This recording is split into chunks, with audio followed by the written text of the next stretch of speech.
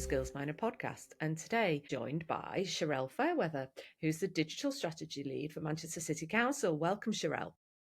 Thank you. Really nice to be on the podcast. Thank you for inviting me. Looking forward to our conversation. Good. It's great to meet you and speak to you on here. Our podcast is largely, we talk about skills and we talk about transferable skills and that kind of thing. So do you want to just tell us a little bit about what you do now and how you got into that role? Yeah, sure. It's even though it's a small question, it feels like a big question because it's not been kind of like a real smooth pathway. I am Digital Strategy Lead at Manchester City Council, as you'd said, which means I look after a strategy that looks at the impact or the relationship between technology and socioeconomic. So it's very much externally facing from the City Council. So although we are, we're employees of the City Council and we work with our colleagues internally around service delivery, but we very much look at the wider ecosystem and what that impact of technology is on Manchester itself. So the skills I use now are probably pretty broad. I will say, although I've promised myself to stop saying this, I'm not a techie. And so I'll go to lots of conferences, lots of events, and I'm with people who are specialists in all of this real technical stuff. But my specialism is not technology. It's more social change, looking at how to bring together different organizations and voices to look at how you kind of make a difference in the spaces that they're trying to work together on. So a lot of what we do is convening different people, places, organizations in one space. Lots of developing programs to support some of those key priorities that underpin the strategy, and some stuff in there around kind of keeping a breadth of technology and looking at what those kind of new trends or challenges might be. So there are four themes within this strategy, which I'll kind of share because it'll give you an idea of me going back to sort of how I got here, I suppose.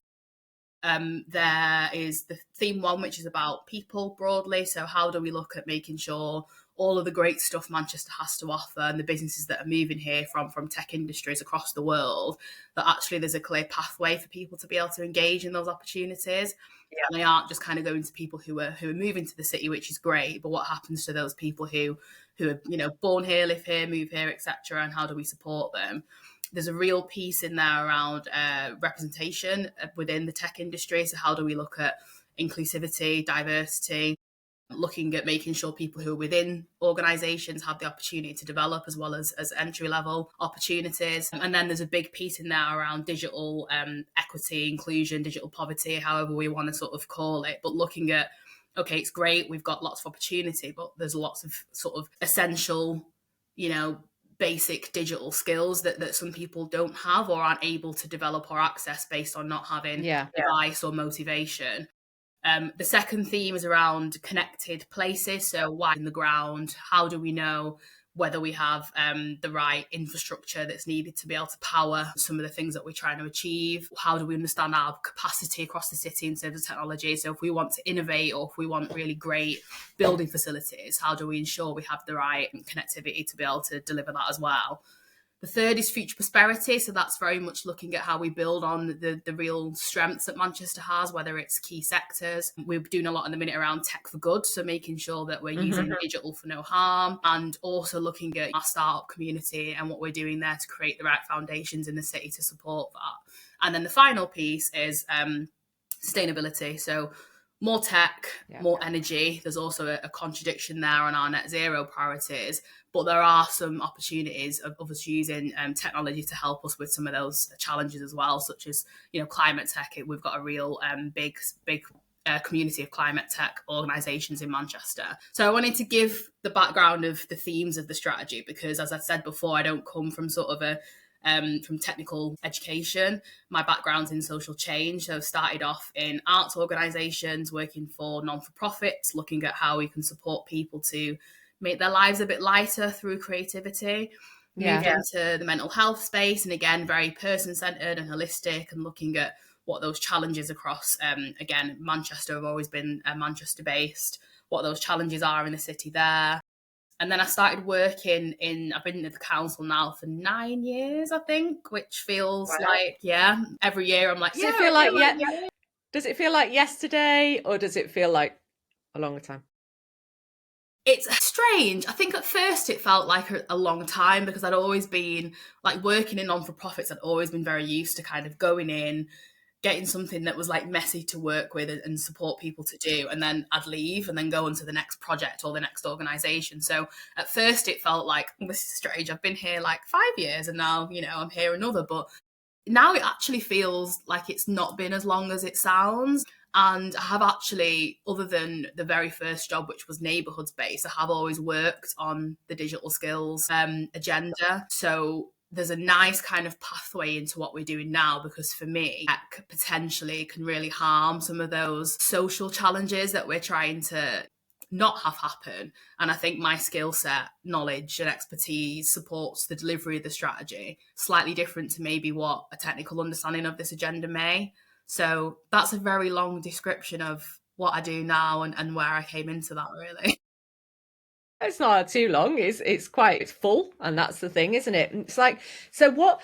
So when you say you've been working in the digital skills space for a while, what do you think are your skills that brought you into that? I think my skills that brought me into the digital skills space, I think I've always been sort of an opportunist. And I think the digital skills agenda lends itself to so many themes and priorities like that kind of are present, really. So sometimes we talk about digital skills and we see it as like one sector or one job, but Yeah. actually pretty much everybody now needs some sort of digital skill to be able to do their job. So I think for me, I can see the bigger picture of the importance and value of digital skills. And so was really interested in understanding, well, actually, how do we make sure everybody has those skills, whether it's something that's very technical or something perhaps that's not so much. And also having a creative background, although, you know, I'm not practicing art within this space, I think there is an art of thinking and being creative because of that complexity and nuance of the agenda. The skill set of being able to look at where skills might be needed or what the agenda is or who's leading conversations in that space. There's a big need to kind of provide environments for collaboration to coordinate efforts around skills a little bit more. There's some amazing stuff that happens in Manchester. You know, we've got excellent universities, really strong technical pathways, and then also those informal opportunities for people to learn. But actually having someone who has a little bit of oversight to understand where the gaps are, what's working well, and to bring people together to kind of share and scale up, I think that's where some of my skill set comes into place there as well. Yeah, because it's not just digital sector, is it? It used to be perceived perhaps a little bit about that, it's the digital sector. It's like, or it's digital transformation, and it isn't. It's universal. So Hmm. that requirement to be able to see a pathway into careers in that space or to opportunities in that space, it's every industry, every sector, every role is looking at how can it improve how it works in terms of digitization, and how can you therefore make sure, like you touched on at first there, the representation of community is present in each of those Yeah, roles, and absolutely. you're opening up those pathways to people. Yeah, and it's a journey as well. When we talk about inclusion, the less kind of technical aspect of the lens that we look at skills, inclusion is a scale. So you might be online now and you might be really savvy and you're all sorted in terms of being involved in the digital world. But something may happen in your life which means that you aren't able to anymore, whether it's health, another experience that you've had, whether it's because you can't access the internet or keep it going anymore, Yeah. or a change of job, which means the digital understanding is slightly different to just using an app. For example, it might be that you're having to do something that's a bit more technical. So it changes. So I think we kind of see it as you've either got skills or you haven't, but actually it's much more complex than that. And I think supporting people to understand, to have digital literacy, I think for me is quite important, and not necessarily can you use that app? Okay, great, we've got that in the system, we can leave that now, because in 10 years' time, it might be a completely other system that you're being asked to use and you're not quite comfortable with being able to do so. So yeah, the digital literacy piece for me, I think is really important when we talk about digital skills.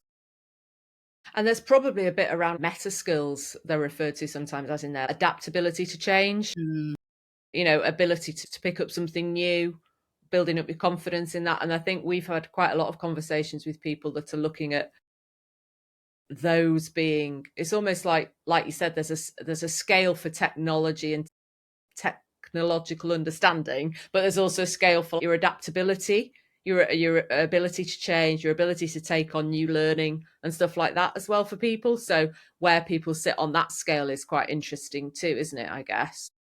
Absolutely. And I suppose when it comes to big systems like the one I work in, people haven't always had to adapt to change very quickly. So now we're in a space of much quicker digital transformation. We're seeing that happen quite a lot. And it's whether people have that confidence and whether they feel comfortable to be able to do so. I give you a very quick example. We've recently just developed a new system for our expenses. So it's quite a basic system for a very small part of what we do. And I think making sure the wraparound support when something is adopted by an organisation, and looking at how individuals who are going to access that are supported to understand how to do so, rather than kind of just bringing it in and then, oh, that's fine, it's done now. There are some challenges there for large organisations. And then likewise for going back to the question you asked me around my skill set, I think having come from an organisation, sectors and the arts, you are having to think quite fast on your feet quite a lot, and it's a comfortable space for me to be in, to step in when something feels like it's not necessarily a fixed job. So yeah, it definitely is something that we don't consider straight away when we think about digital skills. There's kind of softer skills, as people like to call them, but I think Yeah. like really, really essential core skills, to be fair. Understanding those is quite understanding them yourself and Mm, understanding what your own version of that is and understanding them as a whole is also important, isn't it? 'Cause that's your cultural change in your mm. organization. Like you say, if you introduce a new system, it's not just the system, is it? It's the processes, the approaches, the onboarding, how do people deal with that? All of that broader approach that people need to think about when it's, I suppose, not just like digitalization of whatever industry sector you're in. It's how you go about doing it and why it matters to people and what's it going to do to help them. And I'm going to throw a wild card in here a little bit about the AI agenda. Does that also include part of that in your digital strategy as well? Yeah, it does. Our strategy was published 2021. So it was Sure. before the hype, I suppose, but there was Yeah. a priority that was written within that looked at how we understand the agenda and understand artificial intelligence and what it could do for us as a city in different ways. So, for Yeah. example, how do we support our startup community to understand what may or may not be beneficial for them to engage with? How do we look at the financial challenge of that as well? Because there are some really interesting apps that people have introduced me to that organizations may not be able to afford or an individual couldn't afford, and what does that therefore do to the playing field? We've actually got a chap, Richard Whittle, who is a fellow at Salford Uni, working with us on a piece of research at the minute. So the research is looking at AI and its impact on the labour market, but more specifically Manchester's labour market from a Okay. skills and power perspective. And some of the insights that are coming from that piece of work and just the conversations we're having so far is that actually we don't know a lot about what this means for us. There's a lot of guessing. And so I suppose when it comes to skills, Richard gave me an example of having a conversation with a couple of academics who had been on some training to understand AI. But then when they'd compared lots of the different training that exists in the country, they were all so different. And I think it just shows that nobody knows for sure. They're the odd person that No. has a good idea of what it is that we might be trying to achieve. So for us in Manchester, via the strategy, I think the important thing is understanding in relation to our place what the current landscape looks like, and then working from there and thinking through, okay, we have some idea, what could we potentially do and where are the opportunities? And we're just at that point in understanding our ecosystem, so not just from a kind of innovation perspective, but also the local authority are a part of that ecosystem. We are designing services using artificial intelligence, so who's in that wider ecosystem and what are our strengths, what are our challenges, and how do we then move from there? So it's quite an interesting piece of work, actually. Yeah. Yeah, because you're not just a facilitator in that, are you? A producer, a creator, and doing that yourselves. So it's always interesting when you talk to authorities or on public sector, I think, as well, because they are employers, they are Mm, taxpayers, they are, like everyone's always like, oh, well, we're the taxpayers. So are the people that work in there. So it's mm. always interesting to hear how they work as employers and their own sector on this kind of thing as well. So that's fascinating. So you move from the arts into Manchester City Council. Was there a person who helped you shape your career, do you think? Sherelle? Was anyone who influenced you? I always struggle with this question because I think I almost have like a made up person that's influenced me. Right, okay. Because there's been a number of different influences that I've had along my journey, but they've kind of produced this sort of this character that then Yeah, continues to influence the decisions that I make. So they don't have a name, but they kind of make up the different bits of advice and all the different bits. that I've had. I come from a family who are very supportive. I've had a real supportive like upbringing and always have been encouraged to do what it is that it feels like I want to do. So I think I always have that drive from family as well. But meeting different people, and because I worked in environments where people also had really squiggly lines and careers, it was kind of like, oh, so I can do that and I can figure out how that works and I can give that a go. So yeah, I think I've had a number of different influences, but they've created this lovely character of a person that still follows me around to help me on stuff. Team Sherelle, the Yeah, person who sits exactly. next to you, Team Sherelle, goes, this is what you should be doing next. This is what I think. So you can bounce ideas off your collective. That's what it Definitely. is, isn't it? I suppose. And I think as well, one piece of advice I did have from a coach when I very first experienced coaching, this was probably like 7 years ago. I found transitioning from the environment where I was before in the like non-for-profit space into public sector quite challenging because you build an identity for yourself and you know what you're good at and you're open obviously to learn new things, but you know who you are in a professional environment. Whereas when you move into something that isn't necessarily the same narrative and you've not found your own narrative yet or your Yeah. golden thread, it feels a bit uncomfortable. So the advice I got was to understand what that thread was. It didn't have to be that it made sense. Like I did a qualification in A and now I am B, C, D. It was kind of like look at what those links are. And for me, it is about humanity and social change. Like I really care what the world looks like now and in the future. So for me, it might be digital, it may have been the arts, it may be something else in the future, but actually technology is having such a huge impact on how we live, breathe, do stuff in the world and will in the future. So I think that's kind of where and why I've kind of been positioned and attracted by the opportunities in this space. Well, that's really interesting. I love that there's like a core thread, like you say, that thing that's connecting the connective tissue between those things that says I can transfer from one place. And that's really interesting what you're saying about identity as well, because you do sometimes identify with you in a role, in a place, and you build up a lot of identity around yourself in that. And then to move to something different, like you say, it's not a case of tearing it all up and starting afresh. It's what do you bring with you Mm, that's core you into that new role, and how absolutely. does that move across? So that's really interesting that you had that conversation. And was that with a coach, you said?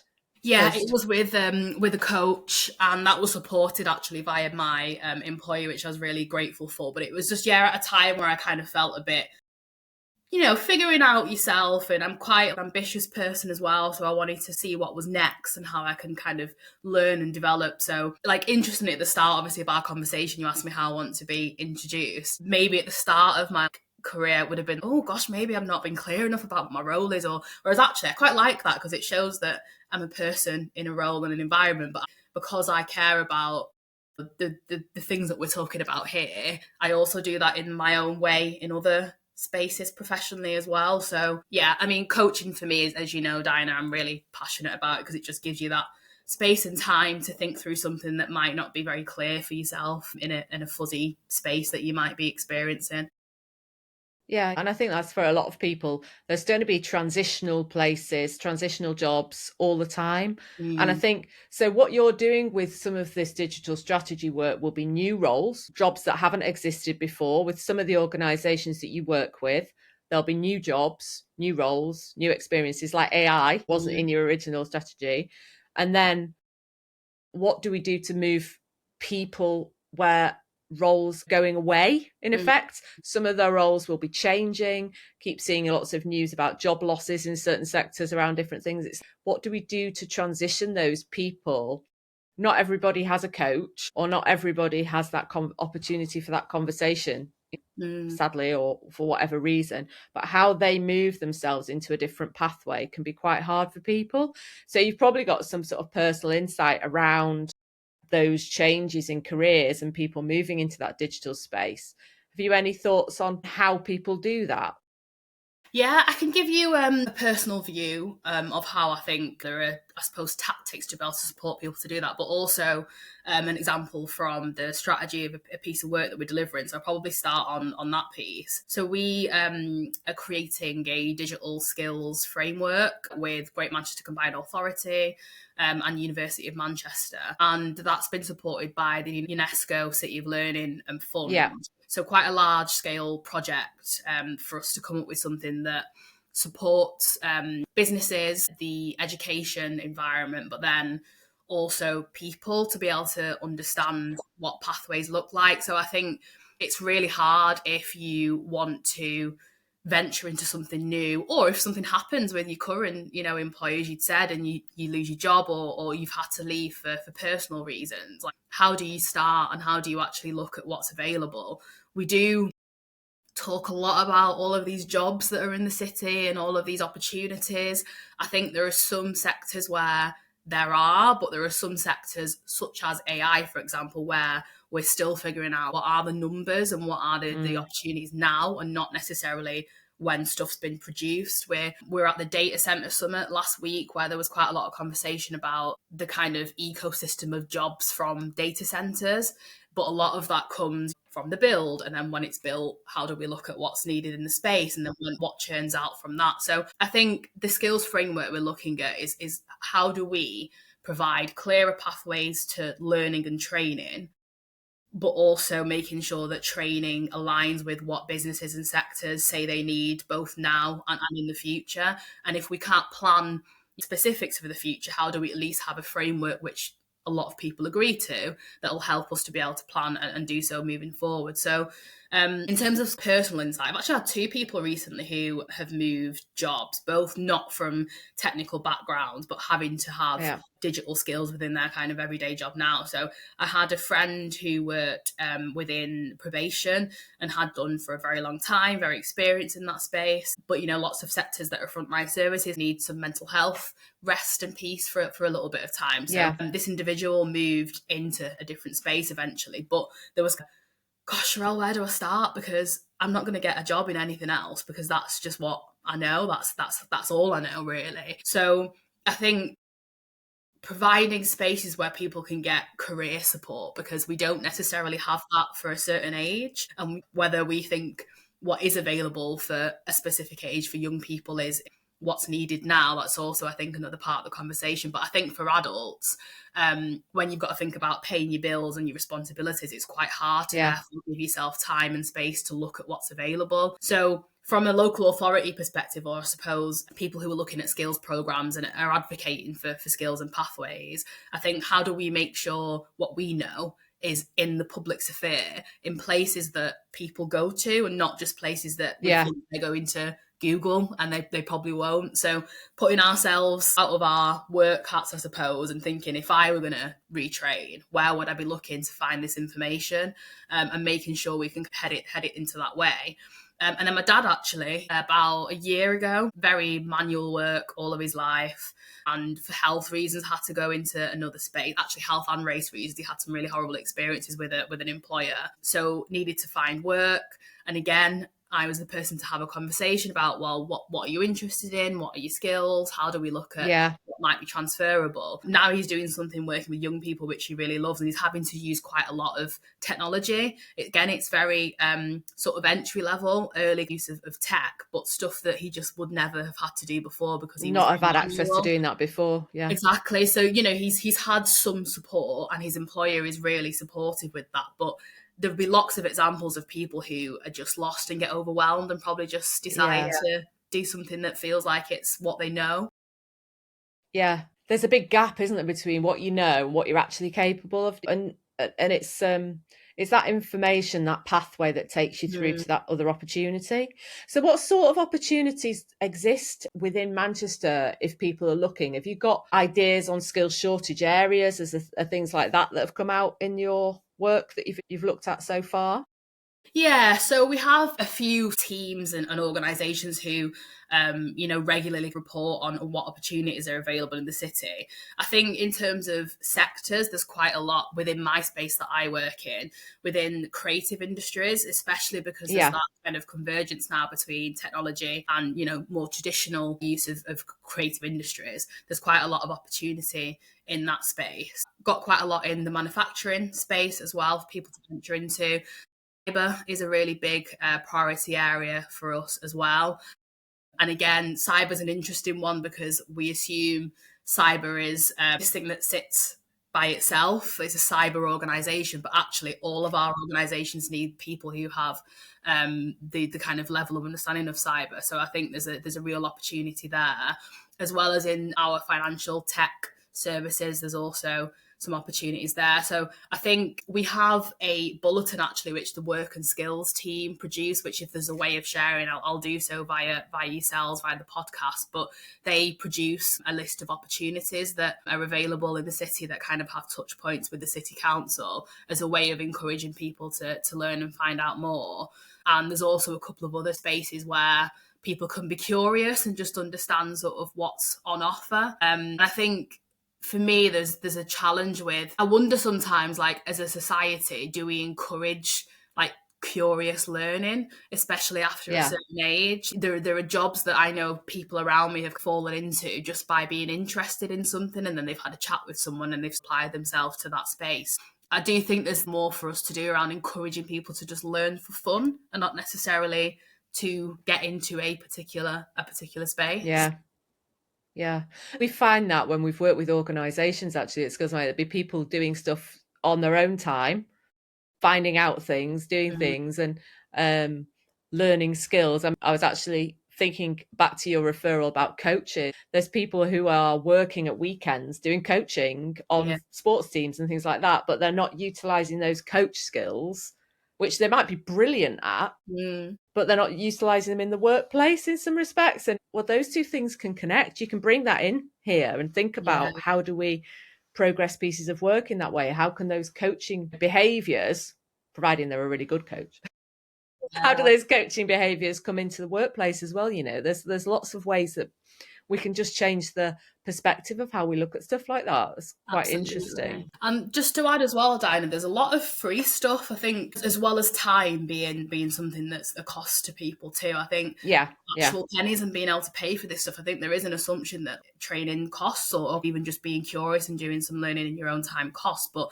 there's quite a lot of free offers within the city. yeah, Whether they're online or in person that people can access. And I think again it's how we make sure they're articulated well. Going back to sectors, if you think of engineering, there's tons of companies that we talk to that consistently say that they need engineers, and I think that will probably continue. There's lots of kind of informal opportunities and training programs for people to engage in where they can get a feel for something or get some longer term training that then leads to entry level opportunities in industry as well. So it doesn't always have to cost, I don't think, to learn or train into no, something new.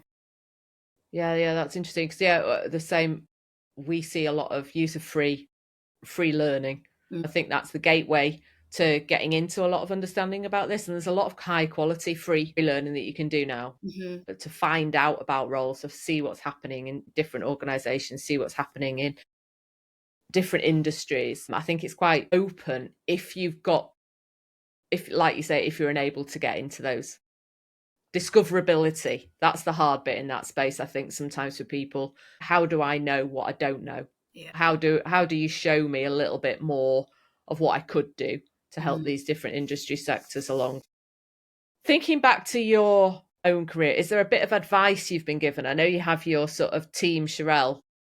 Is there a bit of advice? Is there anything that you would pass on to someone? Is there anything that's your go-to advice bit? Yeah, I think in terms of advice, it's a really small one, this actually, but it sticks with me quite a lot because of my personality. So I am a bit of a perfectionist, and it's to my own like level of what perfectionism might be rather than measuring it against someone else's, which means sometimes I can do too much and sometimes it kind of exerts a lot of energy, whereas actually doing something in a slightly different way for a slightly different length of time might get a different outcome, but a different kind of level of energy for you.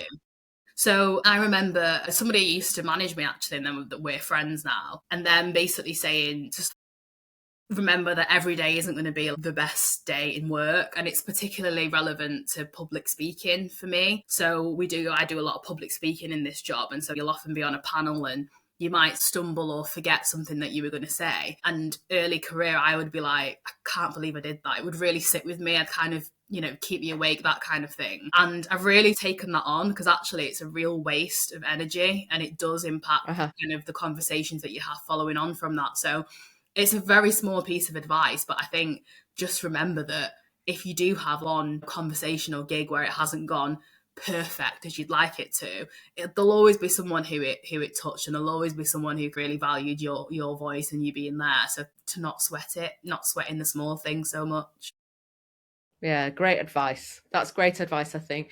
Yeah, just don't be your own worst critic. I think that's it, isn't it, really? Because, there'll be plenty of other people if they want to criticise you, but you don't have to add your voice to that and amplify it. And it's never that bad. It's never as bad as it feels for you. And I think just leaving that feeling there, simmer on its own, is the best thing to do. And if it was that bad, what is the stress going to do for you the next time you have that opportunity? So yeah, it's never as bad as you think, I don't think.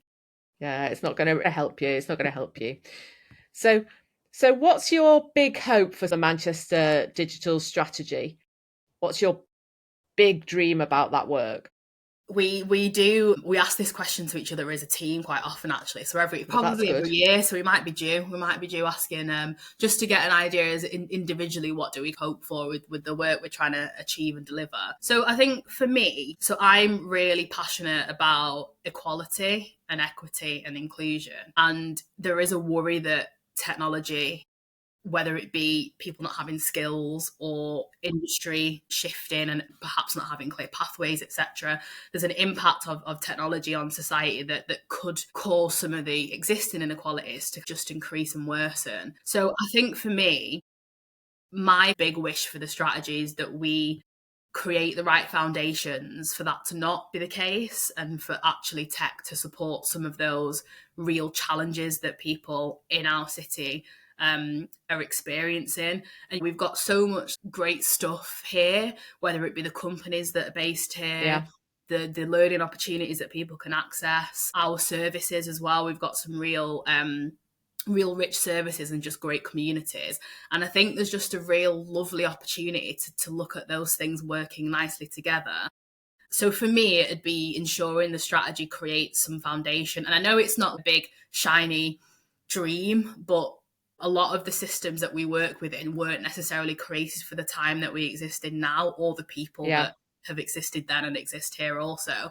So although it's quite Marxist of me, I do think that, we could, via technology, create environments that actually do start from inclusion and really support people to live happy, healthy, independent lives. So yeah, that's my big wish for the strategy, that it creates the right foundations for good to happen moving forward. Yeah, the tech for good space is really important. And I think that's probably a voice that's at the moment needs a bit of amplification. I'm not sure if we're in a bit of a tech for not so hot right now, So I think that's important to maintain that and see how we can make sure tech is supporting humanity and supporting people into jobs and supporting economic growth and supporting all the opportunities that it can do. It's a big difference, isn't it, to extractive use of tech? Absolutely. And I mean, when I have these conversations, I remember how amazing the opportunity it is to be in this role and to have the team that we have in Manchester, because a lot of other cities don't have that. And I think it might seem small what we do, but even that power of convening to look at making sure your big tech and your non-profit and your people are looking at creating solutions that work for us all. I think it's a really important important note. And someone actually said to me at a conference a couple of months ago, they were talking about skills, and they were saying that now's the time for people to be supported to become creators or curators rather than consumers.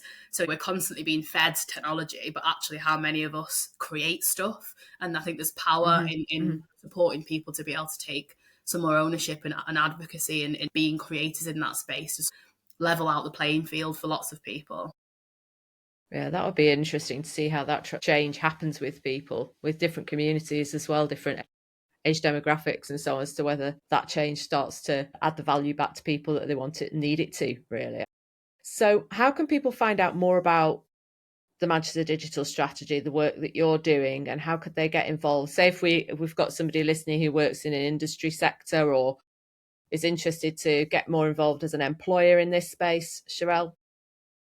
So yeah, there's a couple of ways. I think we're always up for having a conversation. So happy for our email address to be shared out with the podcast. And then we've got a website which is just dedicated to the strategy. So manchesterdigitalstrategy.com, where people can also reach out to us there, but they can also find out a little bit more about the work streams, the sort of 4 themes I mentioned, as well as stuff that we're up to. A cheeky ask from me would be for anyone that's also doing some good stuff in the city or, outside of the city that might be helpful to Manchester, to share with us, because one of the things I will say is this isn't about me and 4 people delivering work or the city council delivering work. This is about the whole ecosystem. So one of the things we want to start to do a little bit more is advocate for others. So we have a real interesting blog post on our website, which a wonderful Becky on my team looks after, and it'd be getting those stories of stuff that's happening already, whether it's in the skills space or digital more broadly, that we can kind of help to promote and shout loud and proud about. So yeah, happy to have conversations with people who want to help us find out more. And for anyone who might watch who is looking to explore, a new space for themselves in digital, or they want to develop their own digital skills, there'll definitely be people we can signpost to as well. Brilliant. That's great. Well, thank you so much for your time, Sherelle. It's been really good to speak to you and to learn a little bit more about what's happening in Manchester. Manchester's a part of the jigsaw puzzle of Greater Manchester. It's all part of a bigger industrial strategy. But it's really good to hear the perspective that you've got and how people can look at transferable skills and move into different pathways. I think that's what we're interested in from a Skillsminer perspective, is always how can someone see themselves do something different? Because we don't stand still and there aren't jobs for life. And, we need to have this sort of agility in ourselves to move around, and we need to have this agility in our workforces to move people around effectively. So it's just good to hear insight around stories that can help people see there's work happening to help them and support them in that transition. So that's really good. Thank you for your time. Thank you. Thanks for having me on. It's been really good to chat. Good. And what we'll do is we'll share links and put those in the show notes for people. So thanks very much, Sherelle. Thanks for your time.